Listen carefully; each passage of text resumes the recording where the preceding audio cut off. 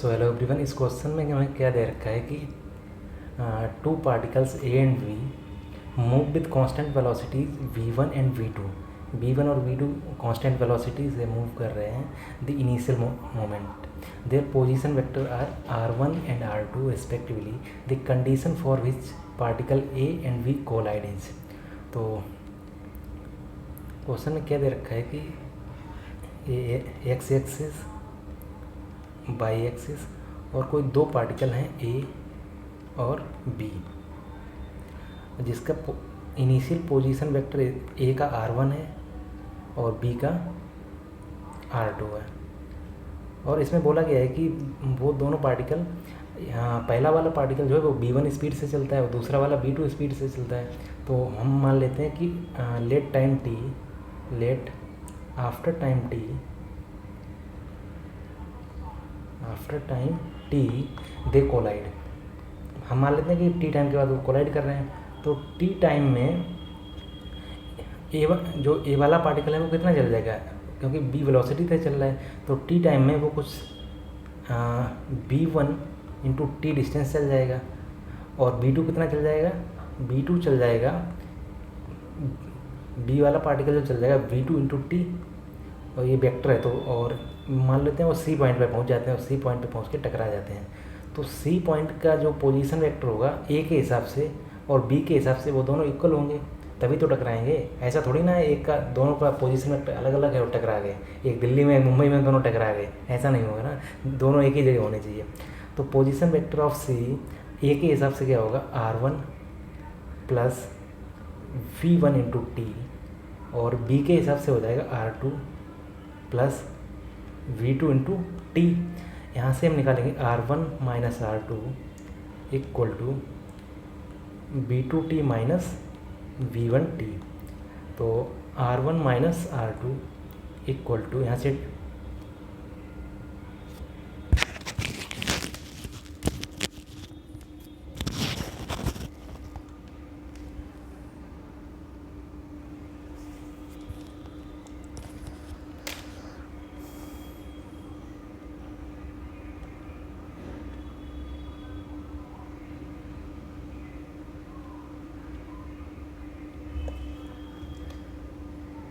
तो hello everyone, इस question में हमें क्या दे रखा है कि two particles A and V move with constant velocity v1 and v2 at the initial moment. Their position vector are r1 and r2 respectively. The condition for the particle A and B for their collision is. तो इसमें collision की condition हमें बतानी है। Question में क्या है कि ये मान लेते हैं एक्स एक्सिस और ये वाली बाई एक्सिस, दो पार्टिकल हैं ए और बी। ए का जो पोजीशन वेक्टर है वो हमें दे रखा r1 और बी का पोजीशन वेक्टर दे रखा r2। मान लेते हैं कि लेट आफ्टर टाइम टी दे कोलाइड। टी टाइम के बाद वो कोलाइड कर जाते हैं। तो टी टाइम में ए पार्टिकल कितना डिस्टेंस ट्रेवल करेगा, ए की वेलोसिटी है v1 और तो टी टाइम में वो कुछ b1 into T distance travel कर जाएगा। उसी तरह b2 पार्टिकल बी पार्टिकल भी b2 into T distance travel करेगा, क्योंकि b2 से चल रहा है और टी टाइम लग रहा है, तो b2 into T distance travel करेगा। और इतना चलने के बाद वो कोलाइड कर जाते हैं किसी सी पॉइंट पे। तो सी पॉइंट के अगर हम पोजीशन वेक्टर लिखें ए के हिसाब से और बी के हिसाब से, वो दोनों इक्वल होने चाहिए, क्योंकि जब पोजीशन वेक्टर इक्वल होंगे तभी वो दोनों टकराएंगे। अगर पोजीशन वेक्टर अलग अलग हुए तो वो कैसे टकराएंगे, एक दिल्ली में एक मुंबई में तो नहीं टकराएंगे ना, दोनों दिल्ली में होने चाहिए या दोनों मुंबई में। तो इनका पोजीशन वेक्टर दोनों के हिसाब से सेम होना चाहिए। तो इधर ए के हिसाब से लिखेंगे position vector of C with A के हिसाब से, तो आ जाएगा r1 plus v1 into T. उसी तरह अगर बी के हिसाब से लिखेंगे तो आ जाएगा r2 plus v2 into T, और वो दोनों इक्वल हैं। तो इधर आ जाएगा r1 minus r2 equal to v2t minus v1t। अरे यहाँ के ना, तो इधर आ जाएगा r1 माइनस r2, यहाँ से t कॉमन लेंगे तो इधर आ जाएगा v2 माइनस v1। यहाँ से अगर t की वैल्यू हम निकालेंगे तो t इक्वल टू आ जाएगा r1 minus r2 upon v2 minus v1। और जो टाइम है वो निगेटिव तो हो नहीं सकता, तो हम यहाँ पे मोड लगा सकते हैं। और अब t की वैल्यू इस वाली इक्वेशन में डाल दो, इधर आ जाएगा r1 minus r2 equal to r1 minus r2 का mode upon b2 minus b1 का मोड, और इधर चल रहा है b2 माइनस v1। तो इधर आ जाएगा r1 माइनस r2, इस वाले टर्म को नीचे ले आएंगे तो इधर आ जाएगा mod of r1 minus r2, और इधर बचेगा b2 minus v1 upon mod of v2 minus v1, अरे यहाँ के ना, और यही हमारा आंसर हो जाएगा। तो ऑप्शन नंबर ए आ जाएगा।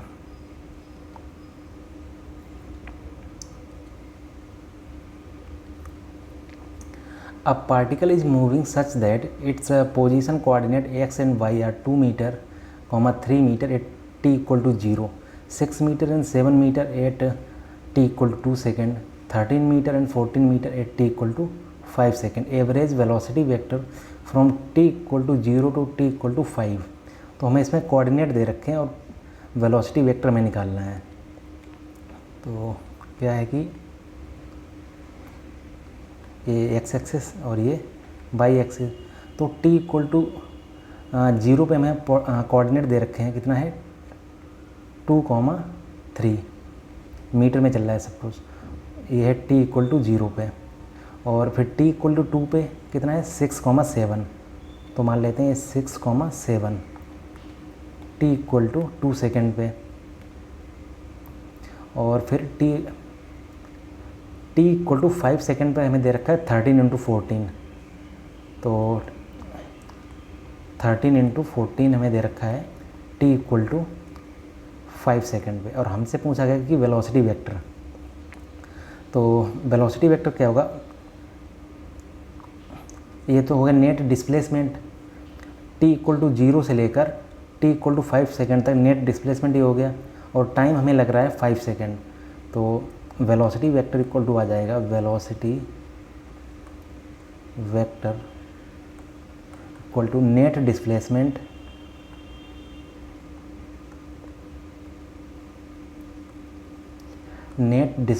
Upon time taken. Net displacement कितना है, नेट डिस्प्लेसमेंट के लिए फाइनल पोजीशन ये हो गई और इनिशियल पोजीशन ये हो गई, तो नेट डिस्प्लेसमेंट इक्वल टू आ जाएगा 13 माइनस 2 आई कैप, एक्स वाले से एक्स वाला माइनस करेंगे, बाई वाले से बाई वाला, तो 13 माइनस 2 आई cap plus 14 minus 3 j cap. ये तो हो गया नेट डिस्प्लेसमेंट, और टाइम लग रहा है t इक्वल टू 0 से t इक्वल टू 5, यानी कि 5 सेकेंड। तो इधर आ जाएगा 11 आई कैप प्लस 11 जे कैप अपॉन 5। अब इसमें से 11 कॉमन ले लेंगे, तो इधर आ जाएगा 11/5 आई कैप प्लस जे कैप, यही हमारा वेलोसिटी वेक्टर आ जाएगा। तो option number D.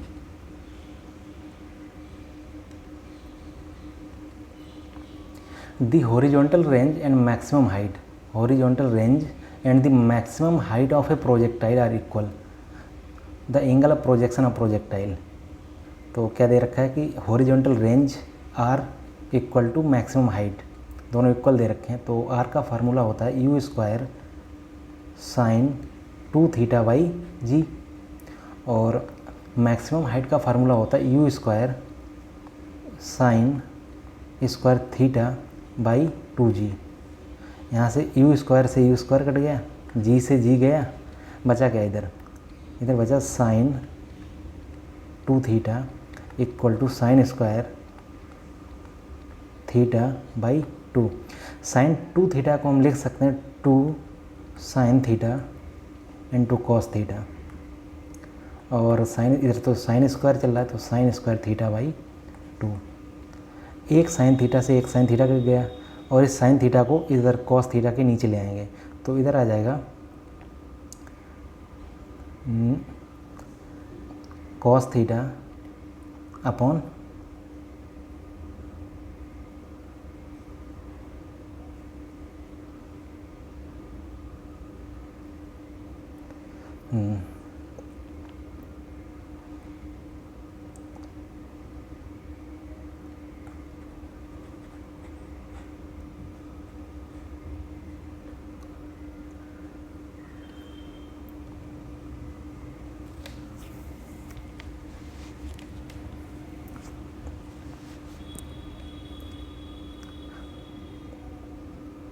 Sign 2 theta को हम लिख सकते हैं 2 sine theta into cos theta, और इधर चल रहा है sine square theta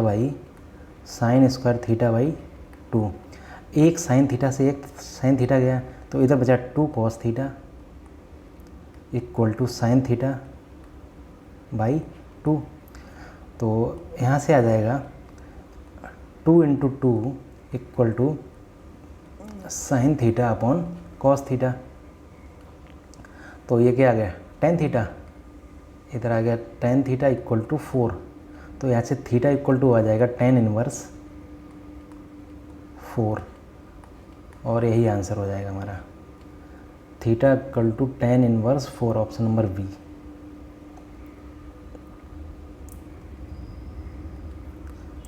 A missile is fired for maximum range with an initial velocity 20 meter per second. If g equal to 10 meter per second square, the range of projectile. Initial velocity हमें दे रखी है u equal to 20 metre per second, और g की value दे रखी है 10 metre per second square, तो 10 metre per second square. इसमें बोला गया द मैक्सिमम रेंज पर प्रोजेक्टाइल जब जाता है जब थीटा इक्वल टू 45 डिग्री पर फेंका जाए।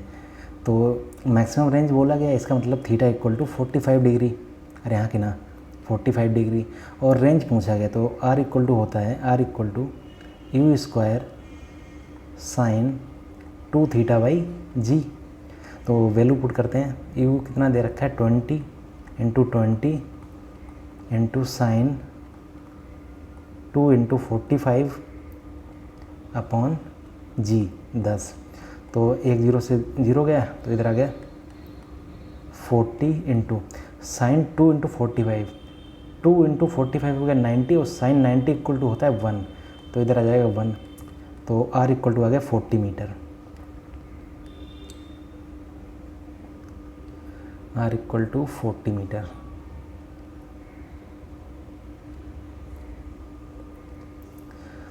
Six vectors a to f have the magnitude and direction indicated in the figure. Which of the following statement is true?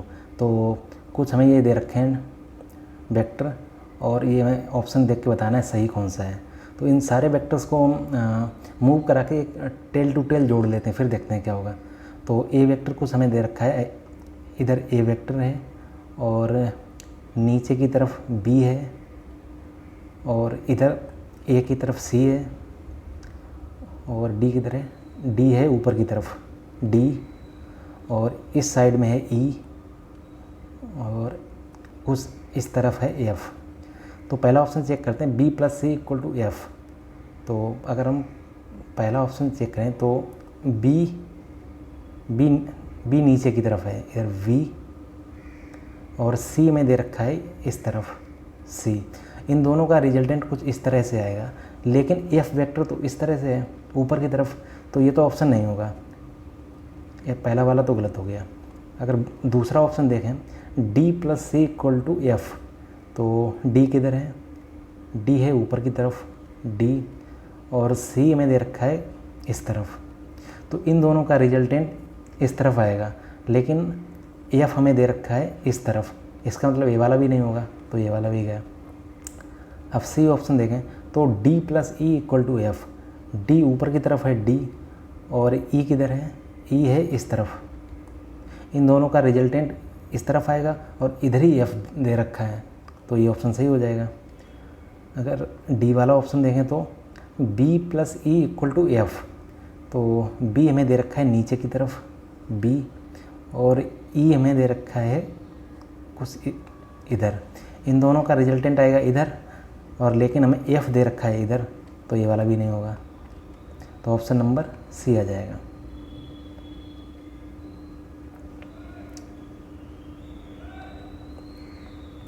अब particle has initial velocity 3i cap plus 4j cap has acceleration 0.4 I cap plus 0.3 J cap speed after 10 second. तो question में क्या दे रखा है कि initial velocity में दे रखी है, तो u equal to 3 I cap plus 4 J cap, और एक्सेलरेशन भी दे रखा है a equal to 0.4 I cap plus 0.3 J cap, और t इक्वल टू हमें दे रखा है t इक्वल टू 10 सेकेंड। तो अगर हम फर्स्ट, और ये एक्सेलरेशन जो है वो कांस्टेंट है, किसी पर डिपेंड नहीं है, तो अगर एक्सेलरेशन कांस्टेंट है तो इसमें जो इक्वेशन ऑफ मोशन होती हैं 3 वो हम लगा सकते हैं। तो अगर हम इसमें क्या निकालना है स्पीड, तो v equal to U plus A T, first equation of motion लगाएं तो वहाँ से आ जाएगा v इक्वल टू यू हमें दे रखा है 3 आई कैप प्लस 4 जे कैप, ये तो u हो गया, प्लस एक्सेलरेशन भी हमें दे रखा है 0.4 आई cap plus 0.3 J cap into t equal to 10 second दे रखा है। यहाँ से आ जाएगा 3 आई cap plus 4 J cap plus 4 i cap plus 3 j cap, और 4 3 7 i cap plus 7 j cap, v equal to a आ गया। तो मोड ऑफ v अगर हम निकालेंगे तो mod of v equal to होता है under root V X square plus B Y square, तो इधर आ जाएगा 7 स्क्वायर प्लस 7 स्क्वायर। अब इसे अगर हम थोड़ा स्मार्टली कैलकुलेट करें तो 7 स्क्वायर कॉमन आ जाएगा, यहाँ पे बचेगा 1 प्लस 1, और यहाँ की ना, और 7 स्क्वायर से अगर बाहर निकालेंगे तो उधर 7 बाहर आ जाएगा, अंदर बचेगा 2, और हमारा यही आंसर हो जाएगा। Mod v equal to 7√2 unit, तो ऑप्शन नंबर बी।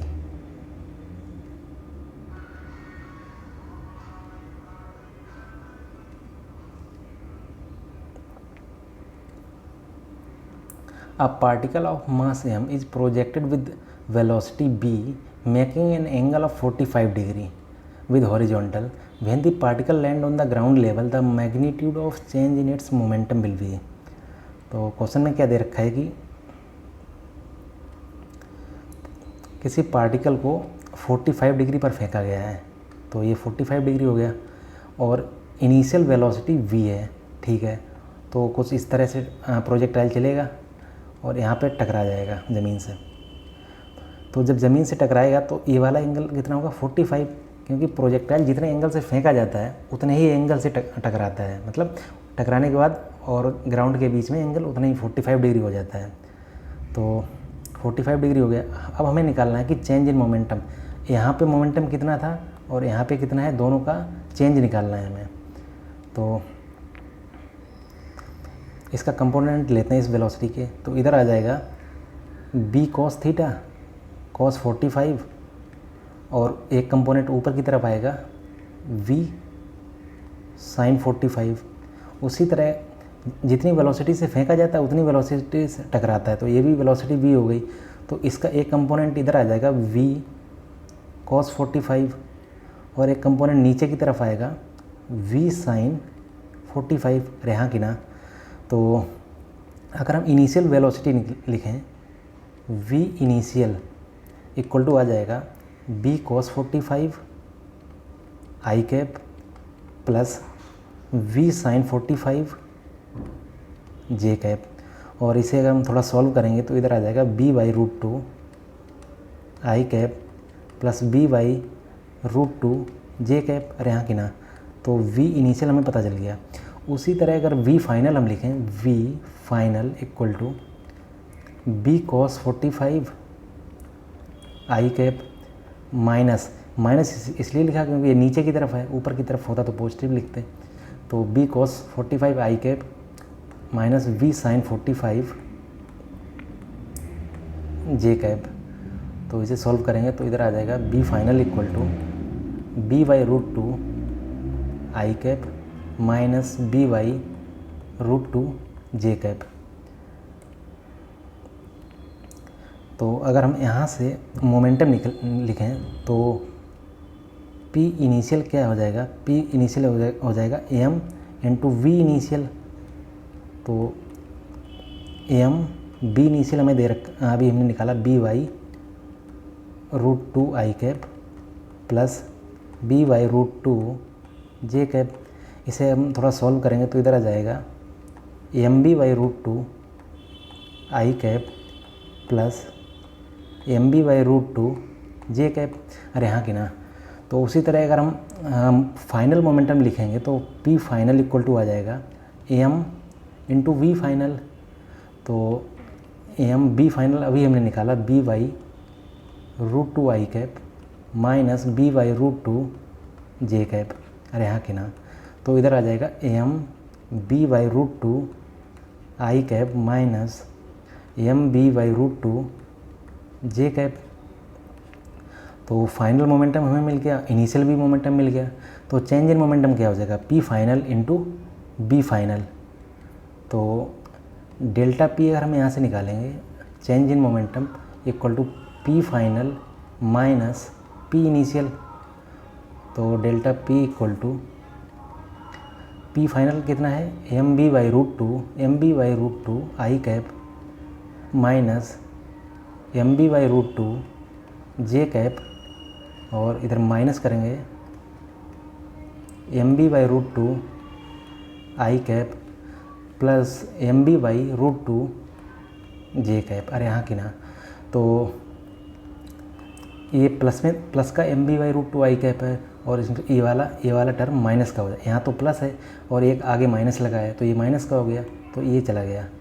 तो डेल्टा पी इक्वल टू यहाँ से आ गया, डेल्टा पी इक्वल टू पहले तो ये वाला टर्म आएगा minus M B by root two I cap, फिर ये वाला तो कट गया, फिर ये वाला टर्म आएगा।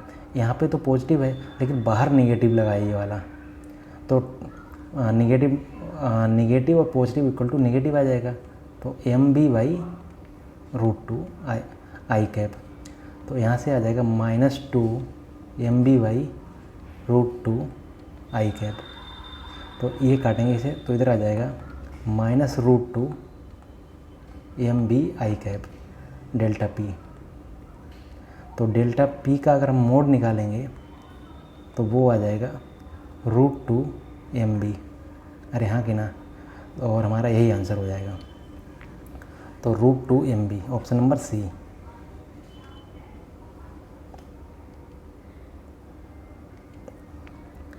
ए and B are two vectors and theta is the angle between them.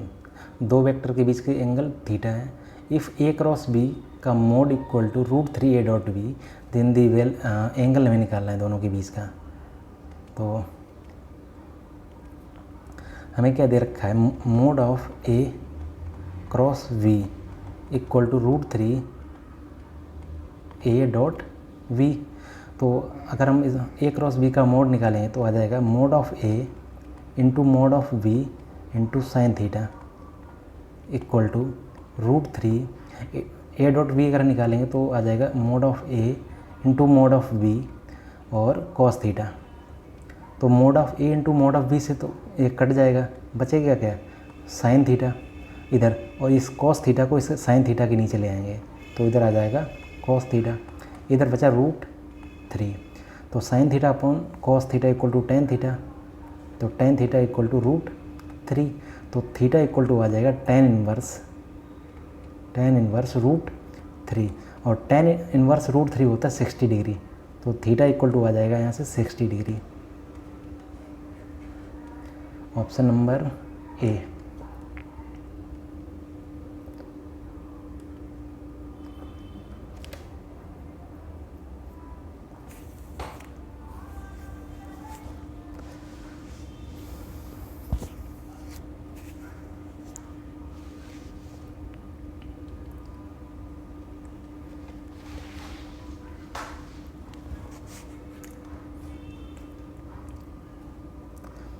अब particle starting from the origin 0,0 से स्टार्ट कर रहा है, moves in a straight line in x y plane, it's coordinate at a later time at 3,3।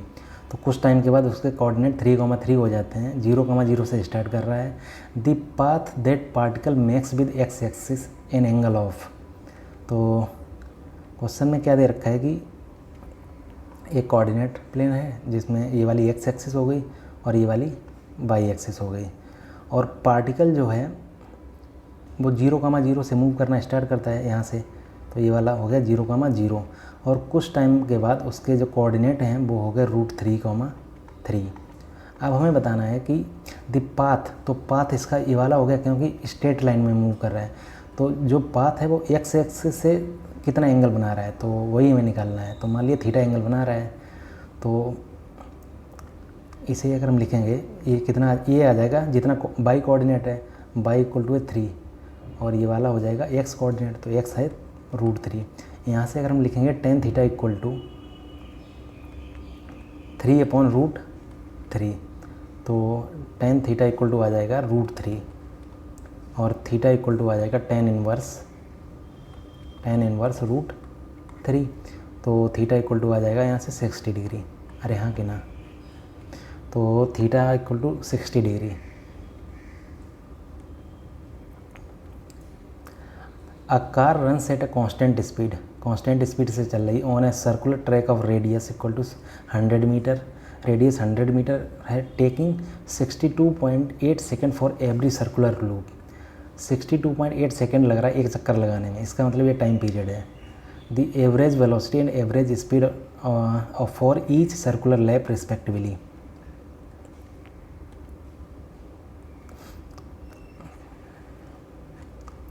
इस circle में move कर रही है जिसकी रेडियस हमें दे रखी है आर दे रखा है, आर इक्वल टू 100 मीटर और टाइम पीरियड भी हमें दे रखा है 62.8 सेकेंड। तो हमें बताना एवरेज स्पीड और एवरेज वेलोसिटी। तो एवरेज वेलोसिटी होता है, एवरेज वेलोसिटी इक्वल टू होता है नेट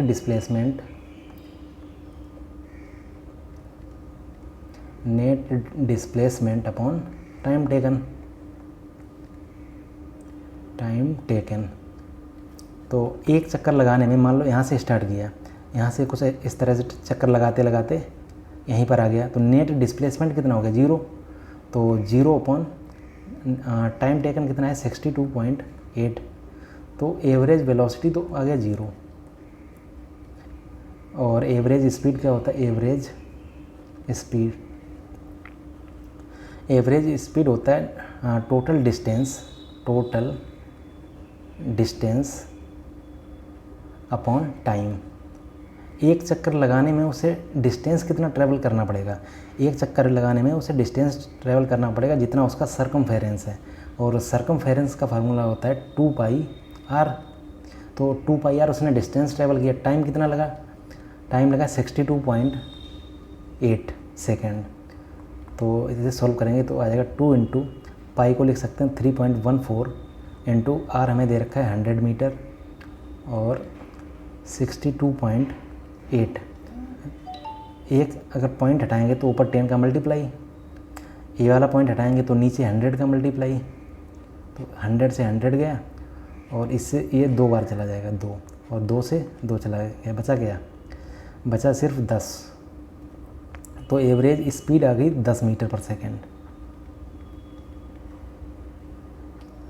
तो एवरेज वेलोसिटी 0 और एवरेज स्पीड 10, तो ऑप्शन नंबर बी आ जाएगा। For angles of projection of a projectile at an angle 45 minus theta and 45 plus theta, horizontal range described by the projectile are in the ratio. तो हमें 2 angle दे रखे हैं जिन पर projectile को फेंका गया है और हमें उनकी रेंज का रेशियो निकालना है। तो अगर रेंज का फार्मूला होता है are equal to you square sine 2 theta by g. तो अगर हम R1 निकालेंगे यहाँ से, R1 इक्वल टू आ जाएगा u square sine 2 into theta कितना है 45 माइनस थीटा, तो 45 माइनस थीटा, तो और नीचे आ जाएगा जी। तो यहाँ से आ जाएगा u square sine 90 minus 2 theta upon g. तो R1 इक्वल टू आ जाएगा u square sine 90 minus theta होता है कॉस थीटा, तो sine 90 minus 2 theta equal to हो जाएगा कॉस 2 थीटा। तो इधर आ जाएगा कॉस 2 थीटा अपॉन जी। ये क्वेश्चन नंबर 1 डाल देते हैं। उसी तरह अगर हम R2 निकालेंगे, R2 इक्वल टू आ जाएगा u square sine 2 into 45 plus theta upon g. तो u square sine 45 into 2 90 plus 2 theta upon g. तो यहाँ से आ जाएगा u square sine 90 plus 2 theta equal to आ जाएगा sine 2 theta. Sine 90 plus theta हो या साइन 90 माइनस थीटा हो, दोनों कॉस थीटा ही होते हैं। तो इधर आ जाएगा कॉस 2 थीटा अपॉन जी R2। इसे बोल देते हैं 2। अब इक्वेशन 1 डिवाइडेड बाई इक्वेशन 2 अगर हम लिखेंगे तो इधर आ जाएगा R1 अपॉन R2। और इधर ये वाला टर्म और ये वाला टर्म तो सेम ही है, सेम है तो कट जाएगा, इधर आ जाएगा 1। यहाँ से अगर हम R1 रेशियो R2 अगर निकालेंगे तो आ जाएगा 1 ratio 1। Option number A.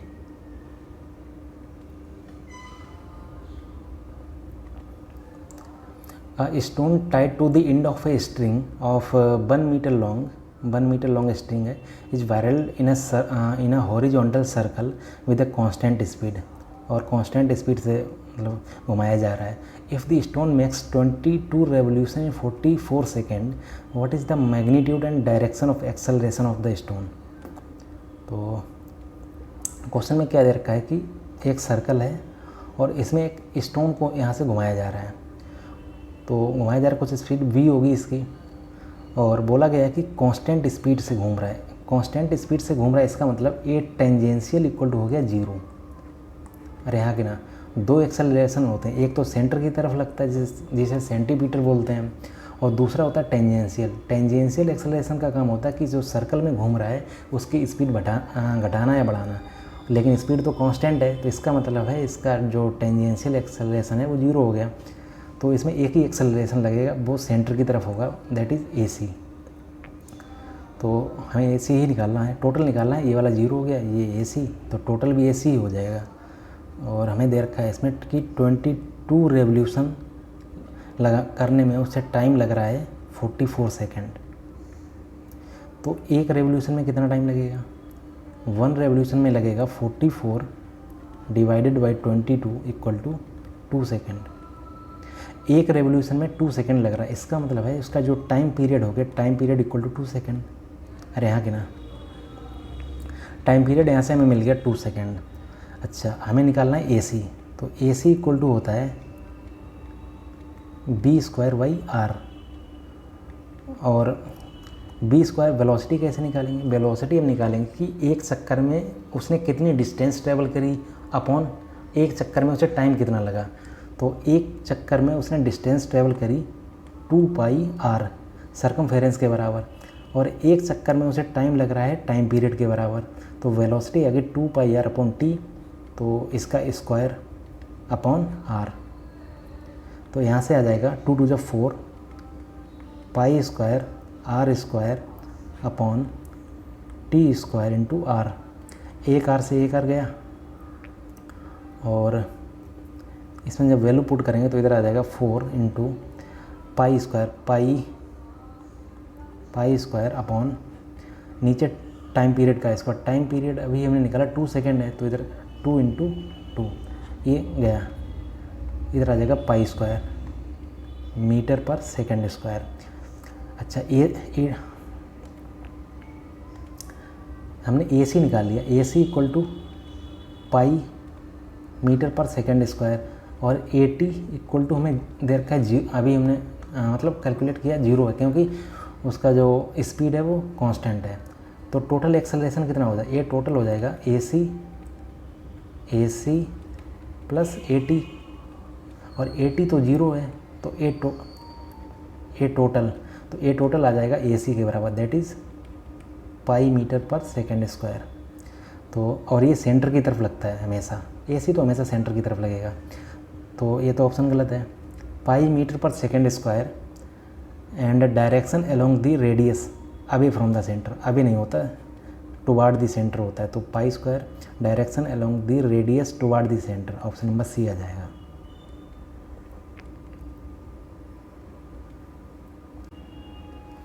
The circular motion of a particle with constant speed is simple harmonic but not periodic, periodic and simple harmonic, तो वही देखना है हमें।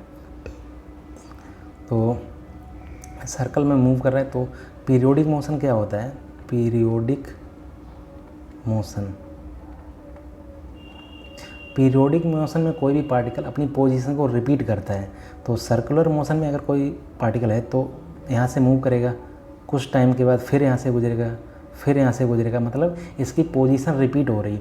और अगर इसकी पोजीशन रिपीट हो रही तो पीरियोडिक मोशन तो होगा, पक्का होगा।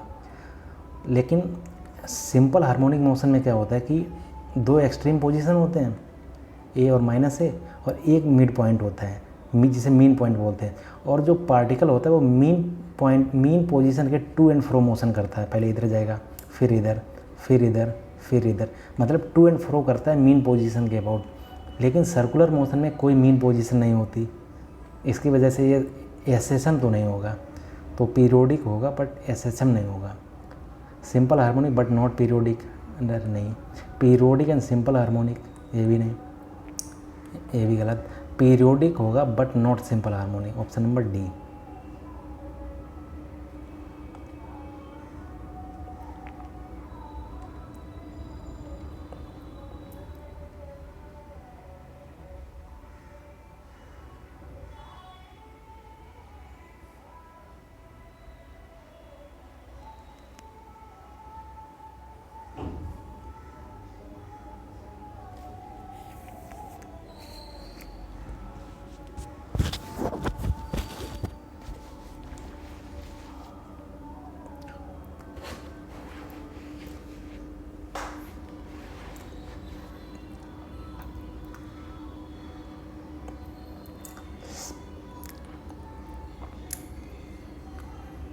If a vector 2i cap, 3j cap and 8k cap is perpendicular to the vector 4i cap, 4j cap minus 4i cap plus alpha k cap, then the value of alpha, alpha की value हमें निकालनी है।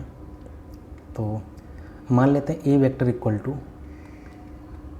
2i cap plus 3j cap plus 8k cap।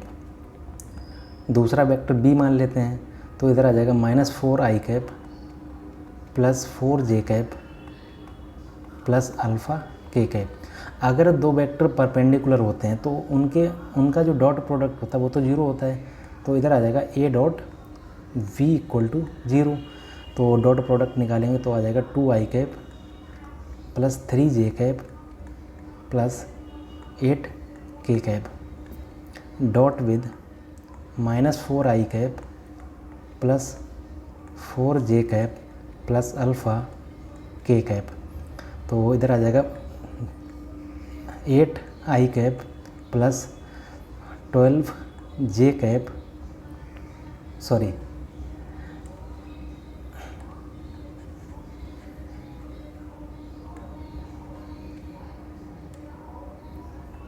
Dot product में होता है तो 2 4 जा 8 minus 8 plus 12 plus 8 alpha equal to 0। तो यहाँ से अल्फ़ा इक्वल टू आ जाएगा माइनस का 4/8, तो अल्फ़ा इक्वल टू आ जाएगा माइनस का 1/2, तो अल्फ़ा इक्वल टू माइनस 1/2।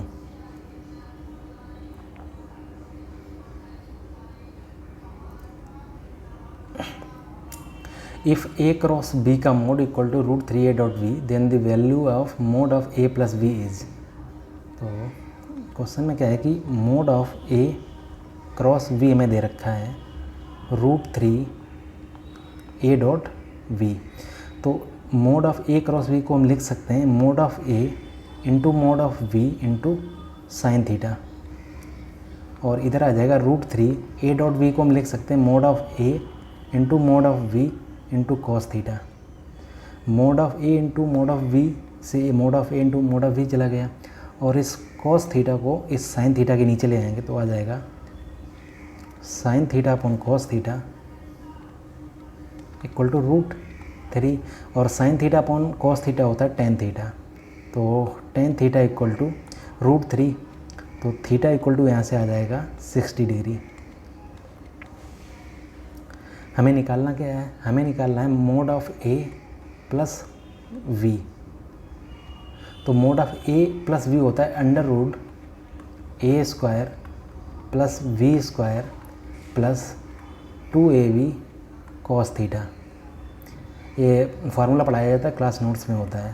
तो इधर आ जाएगा a² plus v² plus 2ab और cos 60 डिग्री।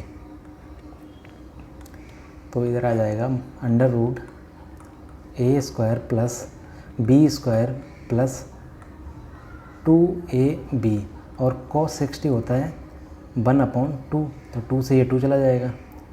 तो इधर आ जाएगा under root a² plus v² plus ab, और इसे हम ऐसे भी लिख सकते हैं a² plus b² plus ab की power 1/2।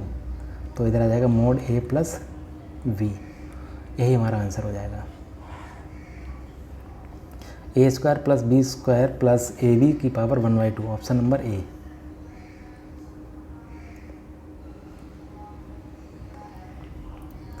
A particle moves along a circle of radius, radius हमें दे रखी है 20/π मीटर है, विद कांस्टेंट टेंजेंशियल एक्सेलरेशन भी दे रखा है, मतलब कांस्टेंट है।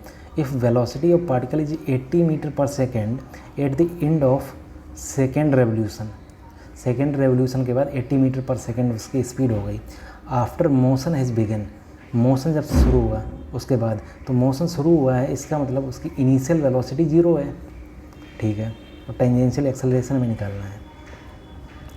मोशन शुरू हुआ है इसका मतलब u इक्वल टू 0 है, v इक्वल टू हमें दे रखा है कि 80 मीटर पर सेकेंड है, 80 मीटर पर सेकेंड, और रेडियस भी दे रखा है 20/π मीटर है, और हमें 80 निकालना है। तो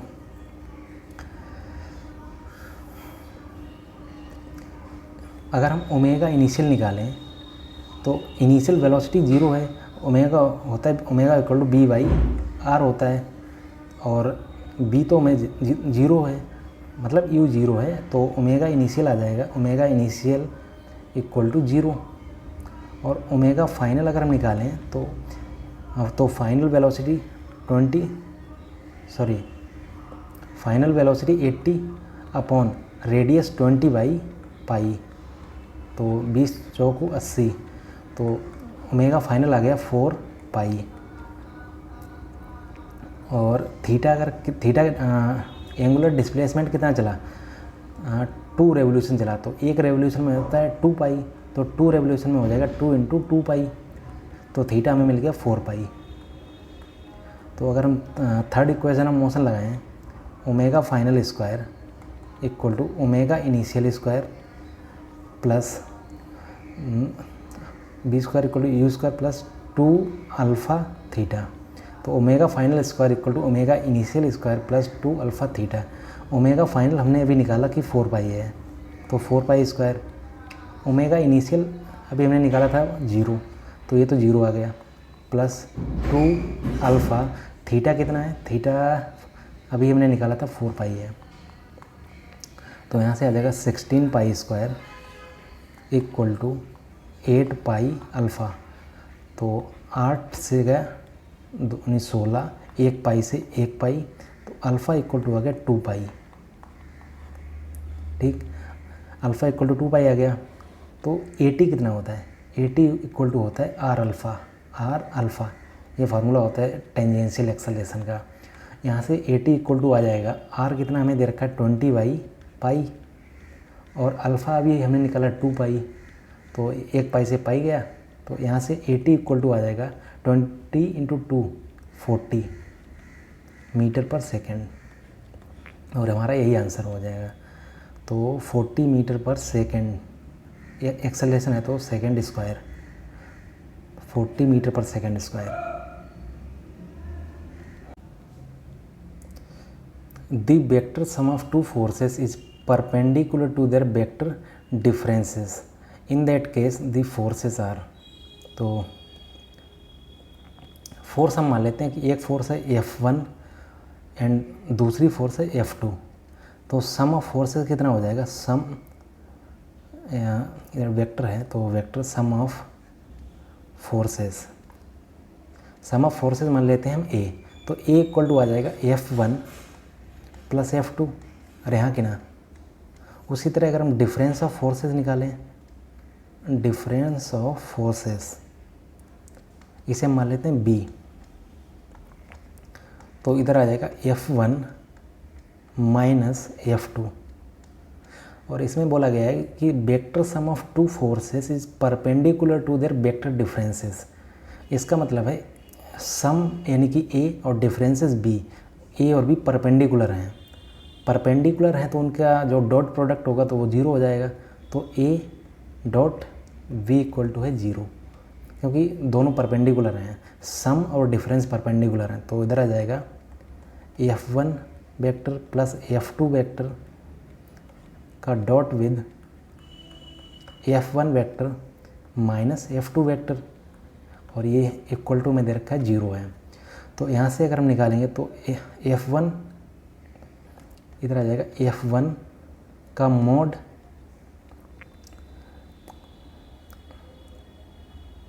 माइनस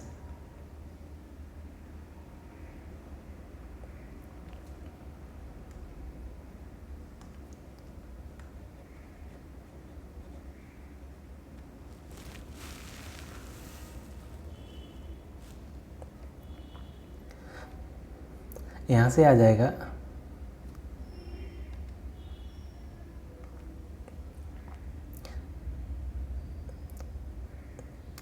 जाएगा F1 dot F1 minus F1 dot F2 plus F2 dot F1 minus F2 dot F2, sorry F2, हाँ ठीक है। तो यहाँ से आ जाएगा F1 dot F2, F2 dot F1, तो ये तो कट जाएगा। इधर बचेगा F1 dot F2, sorry F1 dot F1 minus F2 dot F2 equal to zero. F1 dot F1 को हम लिख सकते हैं मोड ऑफ F1 का स्क्वायर माइनस इधर लिख सकते हैं F2 का मोड स्क्वायर, अरे यहाँ कि ना। तो इधर आ जाएगा जीरो। इसे हम लिख सकते हैं mod of F1 plus mod of F2 और इधर मोड ऑफ F1, तो mod of F1 minus mod of F2। यहाँ से दो केस बनते हैं, तो या तो ये वाला टर्म जीरो होगा, ये वाला टर्म जीरो, कोई या फिर दोनों टर्म भी जीरो हो सकते हैं। तो यहाँ से आ जाएगा mod of F1 plus mod of F2 equal to zero, या फिर mod of F1 minus mod of F2 equal to zero. तो इधर से आ जाएगा mod of F1 equal to minus mod of F2। इधर वाला टर्म मोड के अंदर है टोटल, इसका मतलब ये वाला है पॉजिटिव, और ये जो भी होगा मोड के अंदर वाला ये तो पॉजिटिव होगा, लेकिन इसके आगे नेगेटिव लगा है, ये नेगेटिव हो गया। पॉजिटिव इक्वल टू नेगेटिव नहीं हो सकता, इसका मतलब ये वाला गलत है। समझ आया कि नहीं? दोबारा एक बार समझ लो। इसके अंदर फोर्स है, ये तो ये नेगेटिव हो सकता है, ये पॉजिटिव होगा, लेकिन इसके बाहर मोड लगा है, इसका मतलब ये तो पॉजिटिव होना ही है। उसके बाद ये वाला टर्म जो है ये तो पॉजिटिव है क्योंकि मोड के अंदर है, लेकिन उसके आगे नेगेटिव लगा, तो ओवरऑल ये वाला नेगेटिव हो गया, ये वाला पॉजिटिव है। पॉजिटिव इक्वल टू नेगेटिव नहीं हो सकता, जिसकी वजह से ये दोनों मतलब ये वाला ऑप्शन गलत हो जाएगा। तो इधर आ जाएगा F1 इक्वल टू F2, ये भी पॉजिटिव, इसका मतलब ये वाला ऑप्शन हो सकता है। तो क्या है, आर नॉट इक्वल तो हैं, ये वाला गलत हो गया। Can not be producted are equal to each other in magnitude, यहाँ से हमें पता चल रहा कि मैग्नीट्यूड में इक्वल है, डायरेक्शन में इक्वल हैं या नहीं है वो कुछ नहीं पता चल रहा। तो are equal to each other in magnitude, direction में पता नहीं, हो भी सकता है नहीं भी हो सकता है। तो P is the point of contact of a wheel and the ground. The radius of wheel is 1 meter. The wheel rolls upon the ground without slipping. The displacement of point P when wheel completes half rotation is.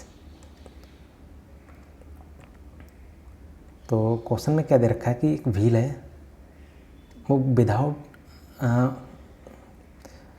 Without slipping move कर रहा है, तो और half चक्कर लगाने के बाद मान लेते हैं वो यहाँ से मूव करते हुए वो यहाँ पे आ गया,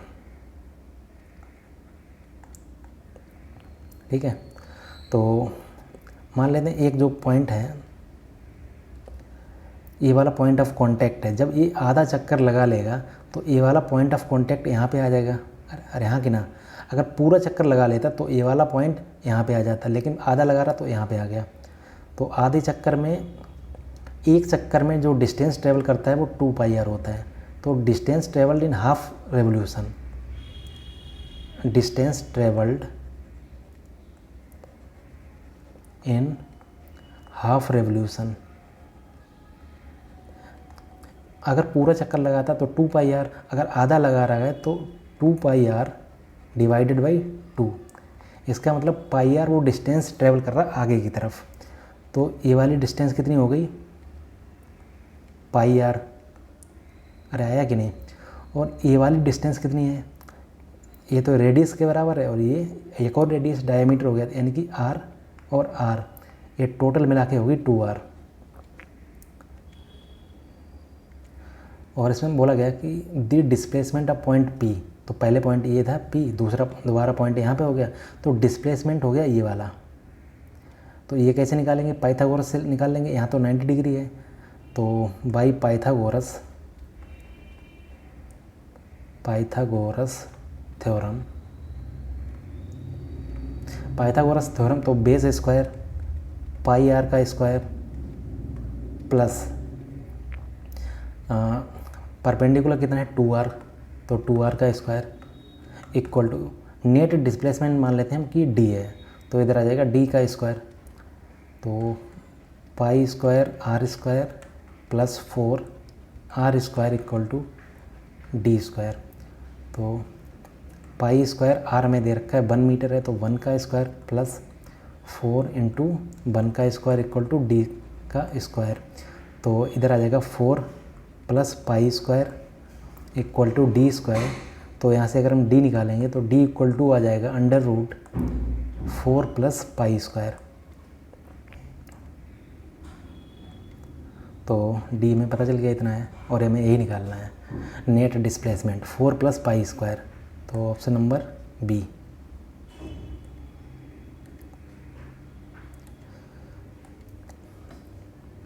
A particle of mass m is revolving along a circle of radius r, जिसकी रेडियस r है, and another particle of mass m, small m, is revolving in a circle of radius small r. If time period of both the particle are same, then the ratio of their angular velocity is. तो हमें उनकी angular velocity की ratio निकालना है। Angular velocity होता है omega equal to होता है 2π/t, angular velocity equal to होता है 2π/t, t होता है टाइम पीरियड। तो और इसमें बोला गया if time period of both the particle are same, दोनों का टाइम पीरियड सेम है तो ओमेगा भी सेम होगा। तो ओमेगा 1/2 ओमेगा 2 इक्वल टू आ जाएगा 1/1। क्यों? क्योंकि ओमेगा 1 और ओमेगा 2 दोनों इक्वल हैं, क्योंकि उनका टाइम पीरियड इक्वल है। तो ऑप्शन नंबर ये आ जाएगा, ऑप्शन नंबर 1।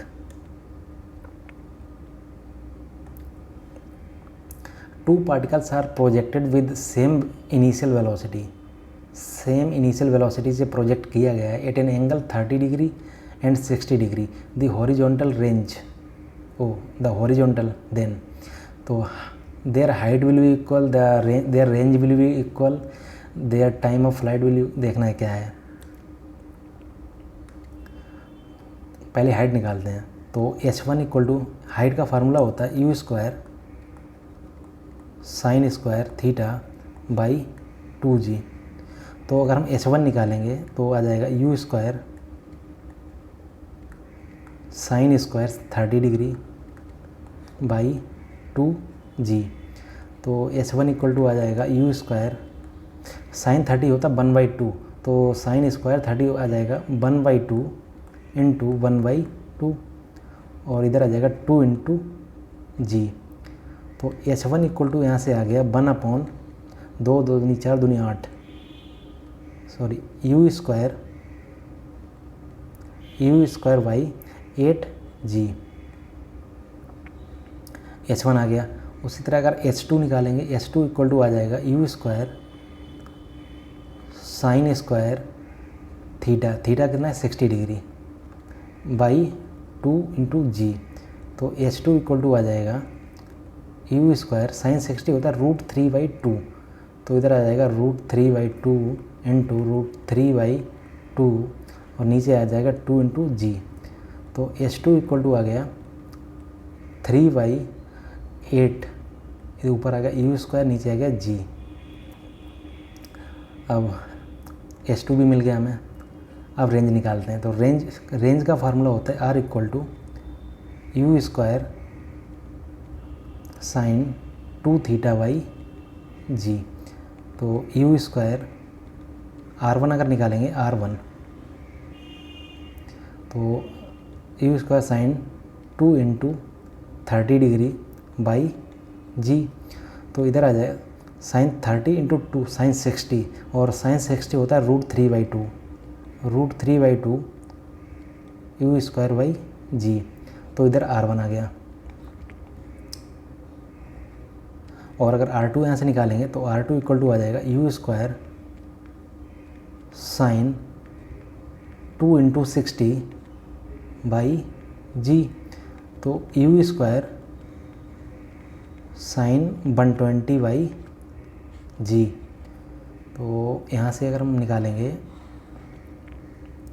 तो r2 इक्वल टू आ जाएगा r2 equal to you square, इसे हम साइन 120 को लिख सकते हैं साइन 90 प्लस 30 अरे यहाँ के ना upon ji.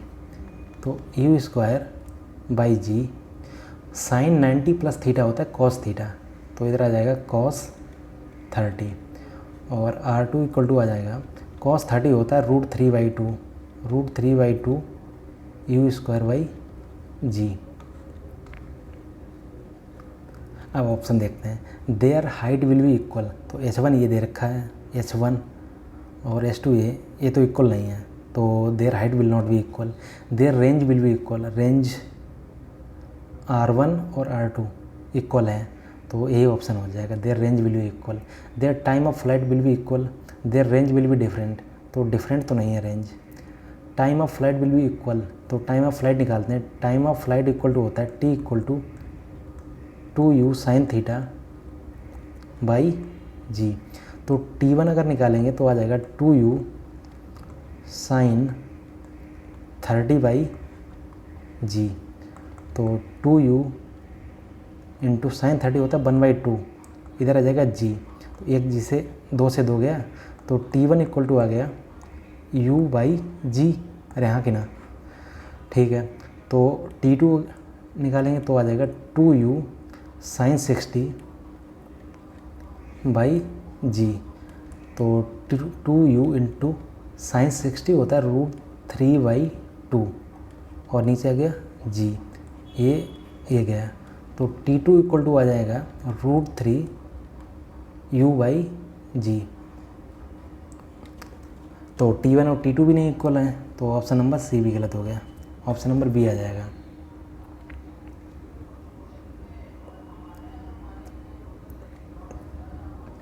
What is the linear velocity if angular velocity vector omega equal to 3i cap minus 4j cap plus k cap and position vector r equal to 5i cap minus 6j cap plus 6k cap।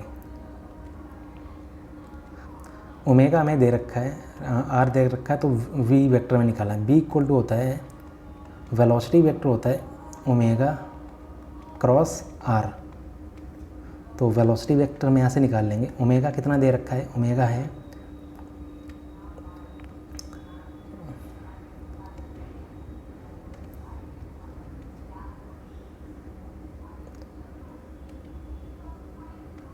Omega में दे रखा है 3 आई cap minus 4 जे cap plus के cap dot are कितना दे रखा है, are है 5 आई cap minus 6 जे cap plus 6 के कैप। अरे हाँ कि ना, तो डॉट क्रॉस प्रोडक्ट निकालेंगे तो आ जाएगा आई कैप जे कैप के कैप। तो इधर आ जाएगा 3 माइनस 4 1 और इधर आ जाएगा 5 माइनस का 6 और 6 ओमेगा क्रॉस आर। तो यहाँ से आ जाएगा आई कैप -4 इंटू 6 माइनस का 6 चौक 24 माइनस 6 इंटू 1 तो इधर आ जाएगा माइनस का 6 फिर माइनस का जे कैप तो इधर आ जाएगा 18 माइनस 5 प्लस के कैप तो इधर आ जाएगा 6 18 माइनस का और माइनस का 5 चौक 20 तो इधर आ जाएगा ये माइनस और माइनस प्लस हो जाएगा तो इधर आ जाएगा माइनस का 18 आई कैप और माइनस का 13 जे कैप और ये वाला माइनस और ये वाला माइनस प्लस हो जाएगा प्लस 2 के कैप। तो वेलोसिटी वेक्टर आ जाएगा -18 आई कैप -13 जे कैप प्लस 2 के कैप। तो वेलोसिटी वेक्टर मिल गया ऑप्शन नंबर -18 कैप। तो ऑप्शन नंबर बी आ जाएगा यहाँ से।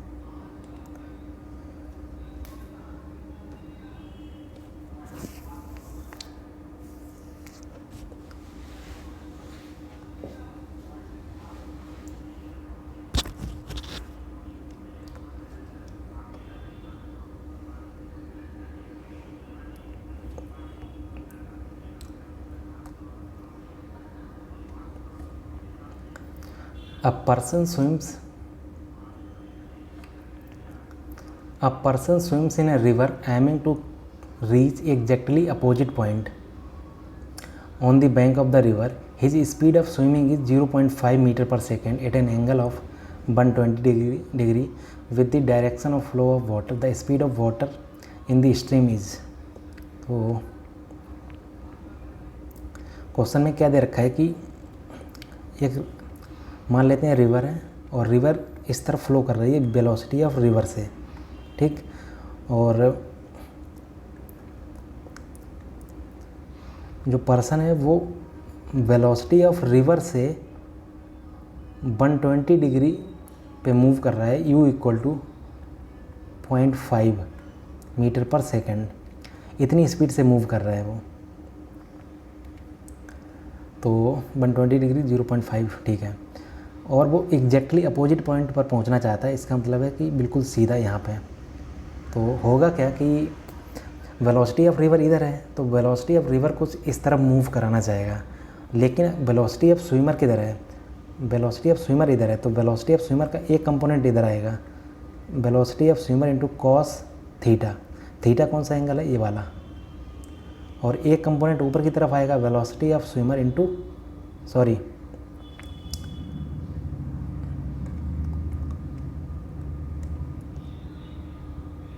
इधर आएगा velocity of swimmer into sine theta. और एक कंपोनेंट ऊपर की तरफ आएगा, velocity of swimmer into cos theta. तो होगा क्या, एक वेलोसिटी ऑफ जो रिवर है वो इस डायरेक्शन में मूव कराएगा और velocity of swimmer into sine theta वाला जो कंपोनेंट है वो इधर मूव कराएगा। अगर इधर वाला कंपोनेंट और इधर वाला दोनों कंपोनेंट अगर इक्वल हैं तो ये तो आपस में कैंसिल हो जाएंगे, बचेगा क्या, velocity of swimmer into cos theta. और वही velocity of swimmer into cos theta उसे बिल्कुल अपोजिट पॉइंट पर ले जाएगा। इसका मतलब है कि velocity of swimmer into sine theta ये वाला कंपोनेंट वेलोसिटी ऑफ रिवर के इक्वल होगा। तो velocity of swimmer into sine theta equal to velocity of river. अच्छा,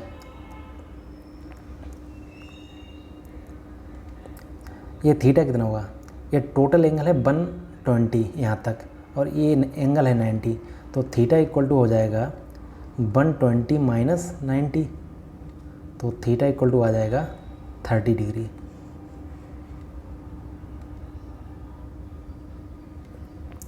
तो वेलोसिटी ऑफ स्विमर हमें दे रखा है 0.5 इंटू साइन थीटा, वही हमने निकाला कि 30 है, तो sine 30 equal to velocity of river.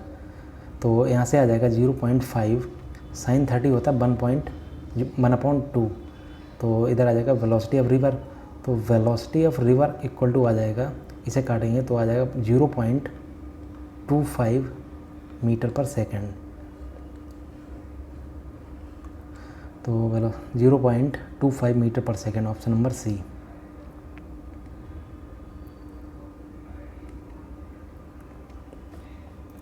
If a unit vector is represented by this 0.5 i cap, 0.8 j cap plus c k cap, then the value of c में निकालना है। यूनिट वेक्टर अगर है तो उसका जो मोड है वो 1 के इक्वल होना चाहिए, अरे यहाँ की ना।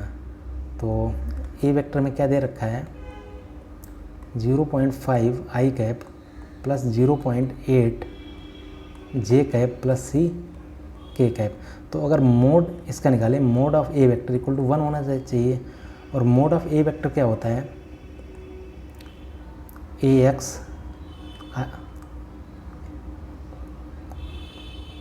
एक्स का स्क्वायर प्लस ए वाई का स्क्वायर प्लस ए जेड का स्क्वायर इक्वल टू 1। इसे अगर स्क्वायर करेंगे, ए एक्स क्या है एक्स कंपोनेंट क्या है 0.5 आई कैप, उसी तरह ए वाई क्या है वाई वाला कंपोनेंट यानी कि 0.8। तो अगर इसका स्क्वायर करेंगे तो आ जाएगा ए एक्स का स्क्वायर प्लस ए वाई का स्क्वायर प्लस ए जेड का स्क्वायर इक्वल टू 1, क्योंकि 1 का स्क्वायर तो 1 ही होगा। ए एक्स हमें कितना दे रखा है 0.5 का स्क्वायर प्लस ए वाई हमें दे रखा है 0.8, तो 0.8 का स्क्वायर प्लस ए जेड हमें दे रखा है सी, तो सी स्क्वायर इक्वल टू 1। इधर आ जाएगा 0.25 plus 0.64 plus c square equal to 1। इधर आ जाएगा 5 और 4 9, 6 2 8, तो 0.89 plus c square equal to 1। यहाँ से सी स्क्वायर इक्वल टू आ जाएगा c square equal to 1 minus 0.89, तो सी स्क्वायर इक्वल टू 0.11, तो सी इक्वल टू आ जाएगा under root 0.11, c equal to 0.11 under root में, तो ऑप्शन नंबर बी आ जाएगा यहाँ से। The speed of a boat is 5 kilometre per hour in still water, it crosses a river of width 1 kilometre along the shortest possible path in 15 minute. The velocity of river water is kilometre per our. तो velocity of river water हमसे पूछा गया है, तो मान लेते हैं कुछ रिवर कुछ इस तरह से फ्लो कर रही है, वेलोसिटी ऑफ रिवर इस डायरेक्शन में है। तो मान लेते हैं जो बोट है वो यहाँ पे है, तो बोट कुछ इस तरह से मूव कर, ये तो अपोजिट पॉइंट है, अगर इसे अपोजिट पॉइंट पर पहुँचना है तो यहाँ से कुछ एंगल थीटा पे मूव करना चाहिए, ताकि जो वेलोसिटी ऑफ रिवर इस डायरेक्शन में फ़्लो कराए उतना ही उसकी कुछ वेलोसिटी इधर फ्लो करवा दे, तो अब सामने वाली जो वेलोसिटी बचेगी वही उसे अपोजिट पॉइंट पर पहुँचाएगी। तो मान लेते हैं कि थीटा एंगल पर मूव कर रहा है और इसकी वेलोसिटी v है, तो वेलोसिटी ऑफ b है वेलोसिटी ऑफ बोट, तो उसका एक कंपोनेंट इधर आएगा b साइन थीटा, और वेलोसिटी ऑफ बोट का एक कंपोनेंट ऊपर की तरफ आएगा, वो होगा bv कॉस थीटा। अब होगा क्या कि इस बोट पर एक वेलोसिटी इधर वेलोसिटी ऑफ रिवर लगेगा, तो velocity of river equal to velocity of v into sine theta अगर इक्वल हो जाए तो बचेगा क्या, जितना इधर फ्लो कराएगा वेलोसिटी ऑफ रिवर उतना ही b साइन थीटा इधर फ्लो करा देगा, तो दोनों इक्वल फ्लो हो गया, तो ये बैलेंस हो जाएगा। बचेगा क्या bv कॉस थीटा, और वो बिल्कुल स्ट्रेट उसे अपोजिट पॉइंट पर ले जाएगा। तो इधर से आ जाएगा b v sine theta equal to b r, इसे इक्वेशन नंबर 1 बोल देते हैं। और इसमें बोला गया कि इसकी जो डिस्टेंस है ये वाली विड्थ वो है 1 किलोमीटर, और इसे 1 किलोमीटर ट्रैवल करने में जो टाइम लग रहा है शॉर्टेस्ट पाथ वो है 15 मिनट। इसे हम आर में भी बदल सकते हैं, 15/60 1/4 आर।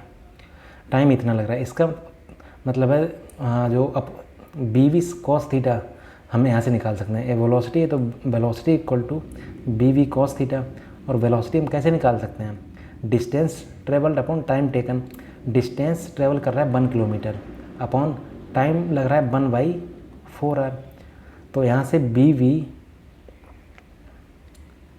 वी कॉस थीटा यहाँ से आ जाएगा 4। तो और बी वी हमें दे रखा है, बी वी दे रखा है 5।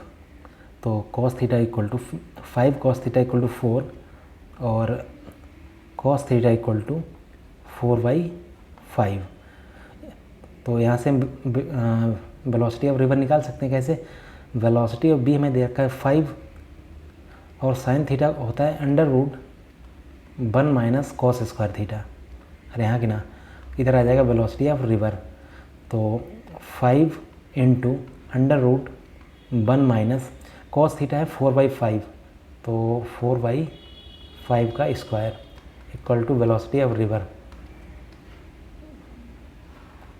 यहाँ से velocity of river equal to आ जाएगा 5 × √1 - 4 × 16 और 25। तो 5 × अंदर बचेगा √9/25। तो 5 3/5, 5 से 5 गया। तो वेलोसिटी ऑफ रिवर आ गया 3 km/h। Option number C.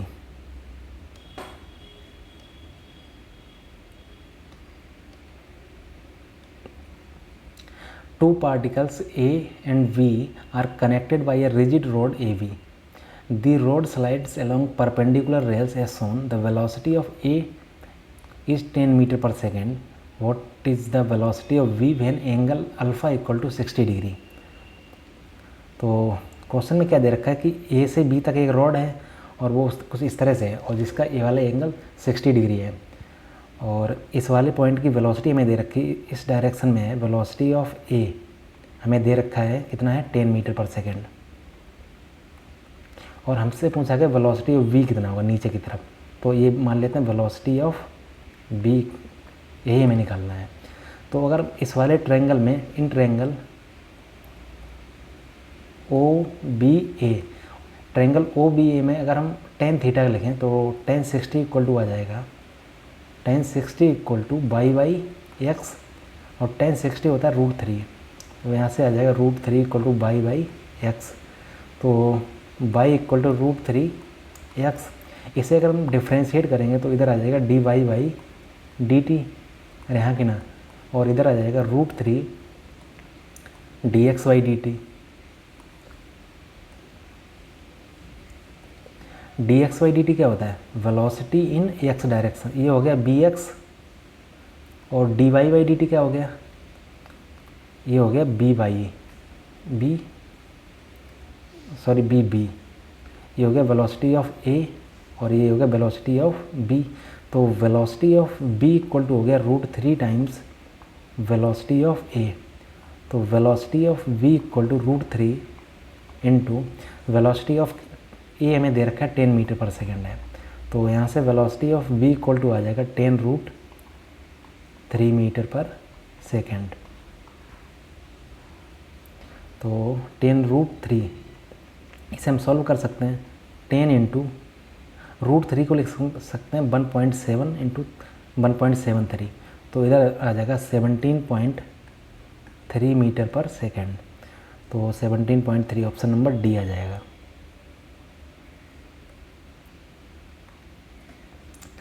A body is whirled in a circle in a horizontal circle of radius 20 metre per second.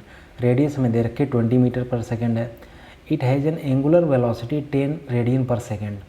Angular velocity omega में दे रखा है। What is it's linear velocity at any point on the circular path. तो omega में दे रखा है omega equal to 10 radian पर सेकेंड और रेडियस भी हमें दे रखा है 20 सेंटीमीटर। तो इसे मीटर में करेंगे तो आ जाएगा 0.2 मीटर। और हमसे क्या पूछा गया, लीनियर वेलोसिटी पूछा गया। तो लीनियर वेलोसिटी होता है b equal to omega into r. तो ओमेगा में दे रखा है ओमेगा 10 है और r है 0.2। तो यहाँ से वेलोसिटी v इक्वल टू आ जाएगा 2 metre per second. Option number B. Which of the following is not a vector quantity.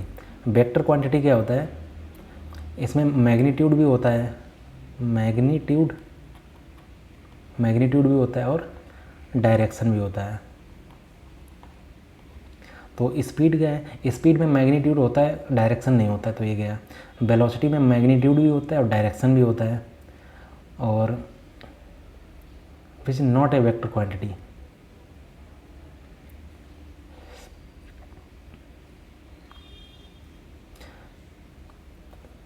Which of the following is not a vector quantity. कौन सी वेक्टर क्वांटिटी नहीं है। तो speed में क्या होता है, स्पीड में सिर्फ मैग्नीट्यूड होता है, डायरेक्शन नहीं होती। तो डायरेक्शन नहीं है तो यही वाला स्पीड हो जाएगा। टॉर्क में मैग्नीट्यूड और डायरेक्शन दोनों होता है तो टॉर्क नहीं होगा। वेलोसिटी में भी मैग्नीट्यूड और डायरेक्शन दोनों होता है, डिस्प्लेसमेंट में भी। तो ऑप्शन नंबर ए हो जाएगा जिसमें सिर्फ मैग्नीट्यूड होता है।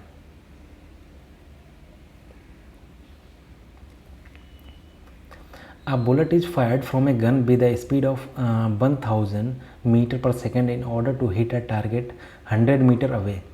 At what height above the ground should the gun be aimed? Resistance of air is negligible. G की वैल्यू में दे रखी है।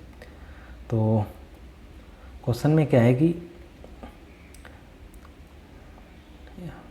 कितनी हाइट से गन को मतलब बुलेट को फायर किया जाए। तो मान लेते हैं h, यहाँ से बुलेट को फायर किया गया कुछ u equal to 1000 metre per second से। तो कुछ इस तरह से मूव करेगा। इस पॉइंट पर हिट करवाना है। तो और ये डिस्टेंस हमें दे रखी है 100 मीटर है।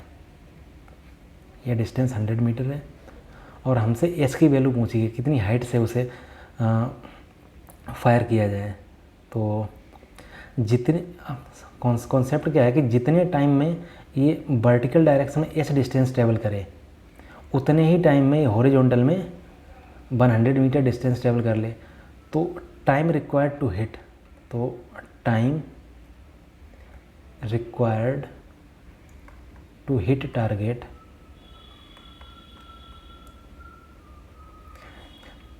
टाइम कितना लगेगा, x डायरेक्शन में उसे 100 मीटर ट्रैवल करना है और x डायरेक्शन में उसकी स्पीड हमें दे रखी है 1000 मीटर है। तो t इक्वल टू यहाँ से आ जाएगा डिस्टेंस है 100 अपॉन टाइम है 1000 तो 2 0 से 2 0 गया। यहाँ से t इक्वल टू आ गया 0.1 सेकेंड। 1 सेकेंड में ये अपने टारगेट को हिट कर देगा, लेकिन 1 सेकेंड में इसे डिस्टेंस ट्रेवल करना है h। तो इन बाई डायरेक्शन हम लिखें, इन बाई डायरेक्शन में यानी कि नीचे की तरफ इसकी इनिशियल वेलोसिटी u 0 है। एक्सेलरेशन की बात करें तो एक्सेलरेशन है g और हमें टाइम 0.1 सेकेंड। 0.1 सेकेंड में उसे h डिस्टेंस ट्रेवल करना पड़ेगा। तो इसमें अगर हम सेकेंड इक्वेशन ऑफ मोशन लगाएं तो s equal to u t plus half a t square. तो h है और इनिशियल वेलोसिटी 0 है तो ये वाला टर्म 0 हो गया। तो 0 प्लस 1/2 इंटू एक्सेलरेशन है 10 यानी कि g और टाइम लग रहा है 0.1 इंटू 0.1। यहाँ से एक 10 से ये चला जाएगा तो h इक्वल टू आ गया 0.1/2 मीटर। इसे सेंटीमीटर में करेंगे तो 0.1/2 इंटू 100। 1 0 से ये 0 जाएगा, 2 से 5। यहाँ से h इक्वल टू आ जाएगा 5 सेंटीमीटर। तो ऑप्शन नंबर ए हो जाएगा। The position vector of a particle is r equal to a cos omega t i cap plus a sine omega t j cap. The velocity of particle is, तो velocity के बारे में हमें पूछा गया है। तो ए आर वेक्टर हमें दे रखा है, are equal to a cos omega t i cap plus a sine omega t j cap. जब पोजीशन वेक्टर दिया रखा है और वेलोसिटी वेक्टर हमें निकालना है वी वेक्टर, तो ये आ जाएगा d r by d t. अगर हम वेक्टर भी लगा लें तो d r by d t, इसे डिफ्रेंशिएट करेंगे तो इधर आ जाएगा a omega sine omega t, और कॉस है तो इधर माइनस आ जाएगा, और इधर ए ओमेगा साइन का कॉस ओमेगा टी, इधर जे कैप और इधर आई कैप। यहाँ से अगर हम ए ओमेगा कॉमन ले लें तो इधर आ जाएगा minus sign omega t i cap plus cos omega t j cap. इधर है वेलोसिटी वेक्टर। अच्छा, अब पूछा गया डायरेक्टेड टुवर्ड द ओरिजिन, तो ये ओरिजिन की तरफ तो नहीं जा रहा है, directed away from the origin parallel to the position vector. Parallel भी नहीं है, क्यों? क्योंकि इसका ये कंपोनेंट और मतलब कंपोनेंट इसके रेशियो में होने चाहिए, वेलोसिटी और क्या बोलते हैं इसे, पोजीशन वेक्टर और वेलोसिटी के अगर कंपोनेंट रेशियो में है तो पैरेलल हो जाता है। लेकिन इसमें ए कॉस ओमेगा टी है और इसका ए ओमेगा साइन ओमेगा टी है आई कैप वाला, तो रेशियो में तो नहीं है। और perpendicular to the position vector, अगर परपेंडिकुलर होंगे पोजीशन वेक्टर और वेलोसिटी तो उनका डॉट प्रोडक्ट जीरो होना चाहिए। तो डॉट प्रोडक्ट करके यहाँ से देखते हैं, v डॉट आर अगर हम निकालेंगे तो वेलोसिटी में दे रखा है minus a omega sine omega t i cap plus A omega cos omega t j cap. ये तो हो गया वेलोसिटी वेक्टर। डॉट करेंगे किसके साथ? रेडियस वेक्टर के साथ। तो a cos omega t i cap plus a sine omega t j cap. तो इधर आ जाएगा minus a omega a square a और a square omega sine omega t cos omega t, sine omega t और cos omega t. उसी तरह इधर आ जाएगा plus a square omega sine omega t into cos omega t, और ये दोनों हैं इक्वल, ये हो गया जीरो। तो b vector dot r vector equal to zero आ गया। इसका मतलब है कि v vector is perpendicular to r vector, तो perpendicular to position vector, option number D आ जाएगा यहाँ से। The angle between the two vectors this and this is, दो वेक्टर के बीच का हमें एंगल निकालना है। तो एंगल क्या होता है, अगर हम ए डॉट वी निकालें, ए डॉट वी, तो आ जाएगा mod of a mod of B into cos theta. तो यहाँ से कॉस थीटा इक्वल टू आ जाएगा a dot b upon mod of A into mod of v. तो ए डॉट वी अगर हम निकालेंगे तो 3 जा 9 प्लस 4 जा 16, 5 जा 25 माइनस का, तो 25 upon mod of A into mod of v. तो ऊपर तो जीरो आ गया, इसका मतलब है कि cos theta equal to zero, क्योंकि ऊपर जीरो है तो टोटल जीरो हो गया, तो cos theta equal to zero. यहाँ से थीटा इक्वल टू आ गया 90 डिग्री, क्योंकि कॉस 90 होता है जीरो। तो ऑप्शन नंबर सी आ जाएगा यहाँ से। A boat is sent across a river with a velocity of 8 km per hour. If the resultant velocity of boat is 10 km per hour, then the velocity of river is। तो question में क्या दे रखा है कि एक river है और इधर वेलोसिटी ऑफ रिवर है। एक बोट को इस तरह से भेजा गया है और उसकी रिजल्टेंट वेलोसिटी ऑफ बोट कितना है, 8 किलोमीटर पर आवर। और वी रिजल्टेंट, बी नेट कितना है, बी नेट हमें दे रखा है 10 किलोमीटर पर आवर। तो इधर आ गया वेलोसिटी ऑफ बोट जो कि बिल्कुल सामने की तरफ भेजा गया है अक्रॉस द रिवर, और एक है velocity of boat, sorry velocity of river इधर। तो इसका रिजल्टेंट कुछ इस डायरेक्शन में आएगा वी नेट। तो वी नेट क्या आ जाएगा, v net equal to under root velocity of boat का square plus velocity of river का स्क्वायर। वी नेट हमें दे रखा है कितना है 10 equal to under root velocity of boat में दे रखा है 8, तो 8 का square plus velocity of river का स्क्वायर। यहाँ से स्क्वायर करेंगे तो इधर आ जाएगा 100 equal to 64 plus velocity of river का स्क्वायर। यहाँ से वेलोसिटी ऑफ रिवर का स्क्वायर आ जाएगा 100 माइनस 64 इक्वल टू 36। तो वेलोसिटी ऑफ रिवर आ जाएगा 6 metre per, sorry kilometre per hour. Option number B आ जाएगा यहाँ से। The resultant of A cross zero will be equal to, किसी भी वेक्टर का अगर जीरो के साथ क्रॉस लेते हैं तो वो जीरो वेक्टर आता है, ठीक है, याद रखना।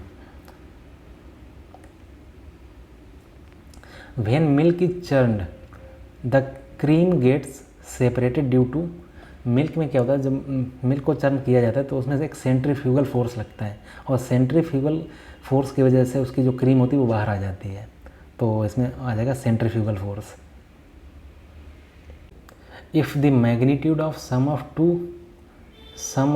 To vectors is equal to the magnitude of difference of two vectors. तो क्वेश्चन क्या दे रखा है कि दो वेक्टर्स का जो मैग्नीट्यूड है उनका सम और डिफरेंस इक्वल है। तो लेट करते हैं कि लेट टू वेक्टर्स बी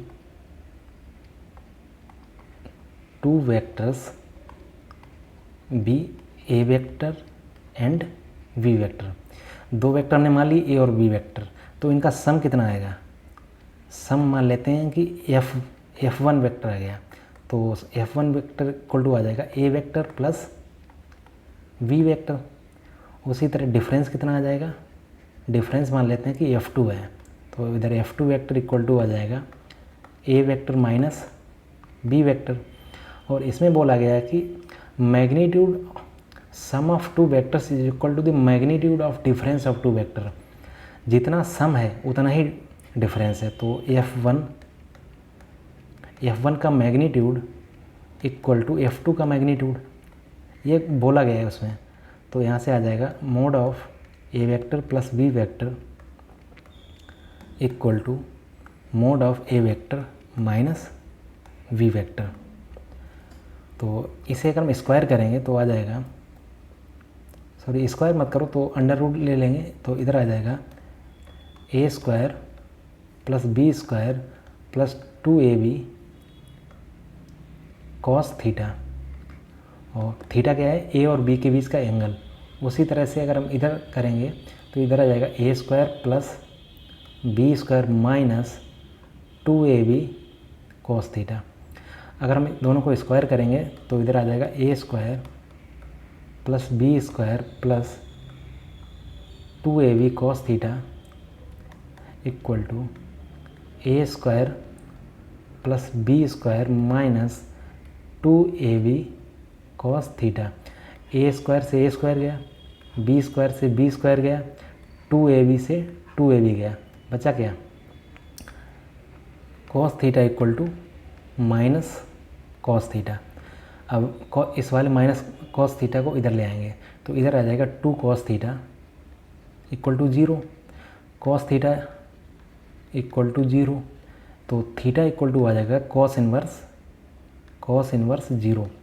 तो थीटा इक्वल टू यहाँ से आ जाएगा 90 डिग्री, क्योंकि कॉस 90 इक्वल टू होता है 0। तो ऑप्शन नंबर डी आ जाएगा।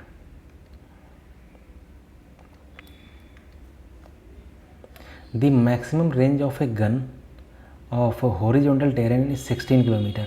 Maximum range 16 kilometre if g equal to 10 metre per second the muzzle velocity of a shell must be. तो हमें आर मैक्स दे रखा है, तो आर मैक्स इक्वल टू है 16 किलोमीटर, इसे मीटर में भी कर सकते हैं तो आ जाएगा 1600 मीटर, ठीक है, सॉरी 16,000 मीटर। और क्या दे रहा है, तो मजल वेलोसिटी, तो आर मैक्स होता है are equal to you square sine 2 theta by g, और आर मैक्स हमें दे रखा है 16,000। तो यू दे रखा है, नहीं दे रखा, यू में निकालना है, तो u square sine 2 into theta. इसमें बोला कि मैक्सिमम रेंज जब होती है जब थीटा इक्वल टू 45 डिग्री है, तो यहाँ पे theta equal to 45 degree put कर देंगे, और नीचे आ जाएगा जी की वैल्यू हमें दे रखी है 10 है, तो इधर आ जाएगा 16,000।